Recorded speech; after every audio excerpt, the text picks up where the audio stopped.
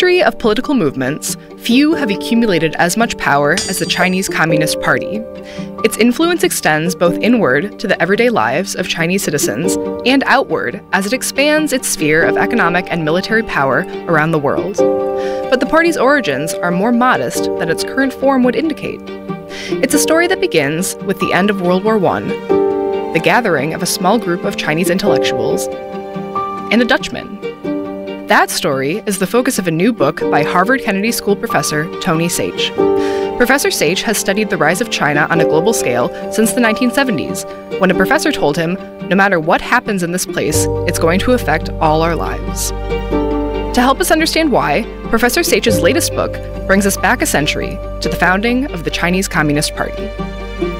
On this episode of Behind the Book, we speak with Tony Sage, Director of the Ash Center for Democracy and Government Innovation and Daewoo Professor of International Affairs, about his book, Finding Allies and Making Revolution, The Early Years of the Chinese Communist Party. Let's do a little scene setting.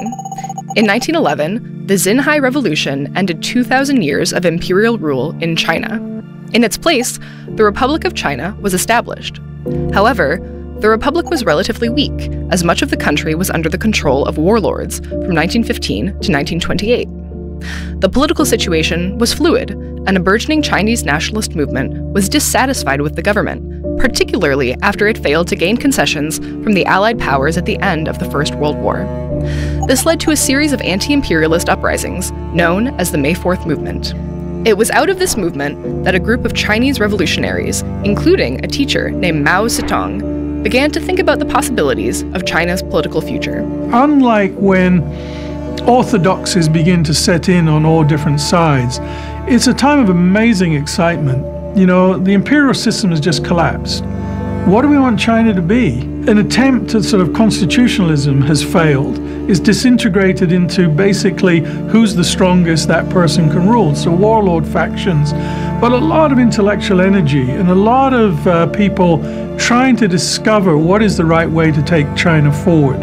On the other side of the continent, the Russian Civil War was raging, and out of this conflict emerged the Russian Revolution and the Soviet Union. Around the same time in Moscow, the Communist International, or the Comintern, was established to convene and coordinate communist parties in other countries. The political upheaval in Moscow, as well as the philosophy and strategies of the Soviet Union's leader, Vladimir Lenin, were intriguing to China's revolutionaries. And you begin to see them moving to the more extreme solutions and the more extreme ideologies that they think is going to provide an overall solution for China.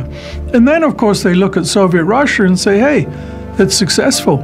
It's broken the chain of, an imperial system. It's broken the chain of dominance by the colonial powers. And then eventually, the economy begins to move forward as well. So it looked an attractive alternative. The interest was mutual. Lenin hoped that the establishment of the Soviet Union would spark a global working-class movement worldwide, including in China. Spreading communism to China became one of Lenin's priorities. They identified China as a revolutionary base for the whole of East Asia. So originally, the idea was it wouldn't just be China, but it would pull in Korea, it would pull in Japan. What happens next is the subject of Professor Sage's book, which takes advantage of the recent publication of two key sets of archival documents. The first from Moscow, at the archives of the Comintern, and the second from Amsterdam, at the Institute for Social History. Together, these materials provided Professor Sage with a more nuanced narrative of the CCP, particularly around its relationship with Soviet powers. As communism gained more influence in China, the Comintern began to advise and consult its leaders. This is where the new archival documents come in, to shed light on the complicated web of strategies, debates, and alliances carried out between the Comintern and the nascent CCP, all with the initial goal of expanding Russia's proletarian revolution into China. These archival documents are particularly important because, according to Professor Sage, the historical record on the CCP's development has thus far tended to be skewed, depending on who's narrating. Before the collapse of the Soviet Union, basically historians were official historiographers for the party. So they're both going to reflect what the party wants to tell you about that period of time. And so I think if you look at the sort of first iterations of historians writing about China, it was a lot more emphasis on Soviet domination. I think what we can do now is redress that balance. In fact, much of Professor Seich's book features the often unique viewpoints and actions of one Comintern member, Henk Sneevliet, a Dutch labor organizer and revolutionary handpicked by Lenin to lead Soviet work in China. In a way, he becomes like the spider at the center of a web. And part of that web is not of his making, because he has to conform with what the Comintern is laying down as policy. He's got to adjust that to the reality on the ground in China. And of course, often they jar. What is happening on the ground doesn't fit ideology or policies or dictates from Moscow. Sneevliet was tasked with navigating between various interests in Russia and China, balancing what an array of groups thought were the most effective means of establishing a revolutionary communist party in China. And, while he wasn't able to bend China entirely to his will, he was able to leave two legacies of Soviet strategy that Professor Seich says have shaped Chinese governance to this day. The first was to organize the party around the strict guidelines and structure prescribed by Lenin. In word, if not in deed, from the beginning, the Chinese Communist Party adopted all the trappings of Leninism: hierarchical organization, democratic centralism, minority subordinate to the majority, and continually it keeps us reasserting in his party constitutions that it is a Leninist party. And that maintains down to today. I mean, if you see Xi Jinping, his belief is in the paramount power and importance of the Chinese Communist Party, and it's only the Chinese Communist Party that can really drive China forward.